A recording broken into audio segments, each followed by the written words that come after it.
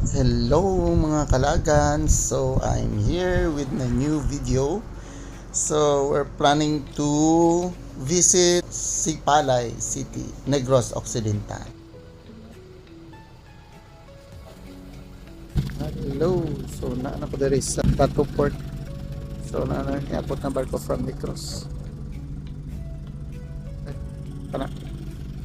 So waiting na lang ta sa mag-embark ang mga passengers. Kana.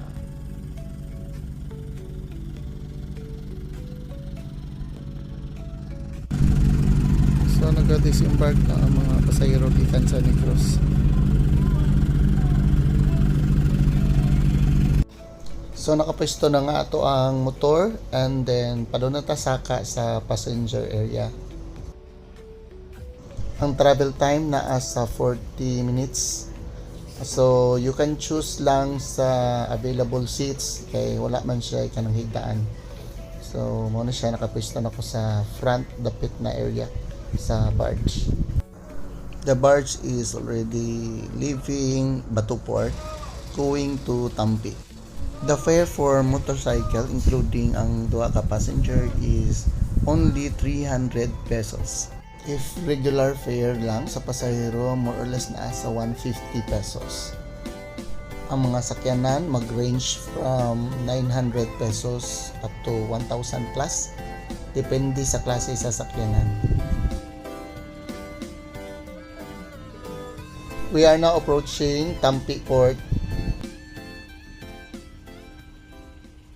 We are on our way to Tanay City in Negros Oriental. So, kakarating na namin dito sa Tampi. O pala pag-abot. So, we will proceed to Tanay City.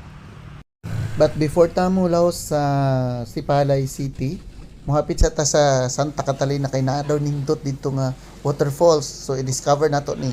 Let's go!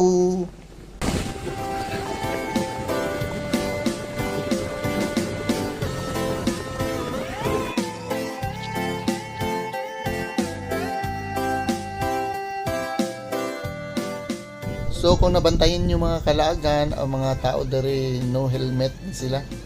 So from Tampi Port, so mabantayan dyan yung mga tao not using helmet.